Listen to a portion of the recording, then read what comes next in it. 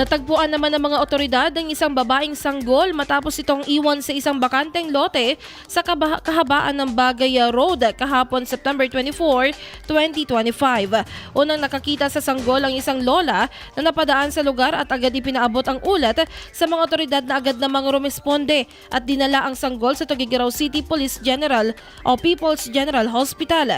Ayon sa City Social Welfare and Development Office, nasa ligtas at maayos na kalagayan na ang sanggol matapos bigyan ng wastong atensyong medikal. Ibinahagi ni social worker Ayesha Malilin na malusog ang kalagayan ng babaeng sanggol na nabihisan at bigyan na rin ng bitamina at bakuna. Base sa inisyal na pagsusuri ng mga doktor, posibleng ipinanganak lamang ang sanggol isang araw bago ito matagpuan dahil mayroon pa itong clip sa umbilical cord noong masagip. Samantala, nagpapatuloy ang investigasyon ng kapulisan upang matukoy ang pagkakakilanlan ng mga magulang at kung sino ang responsable sa pag-abandona sa sanggol.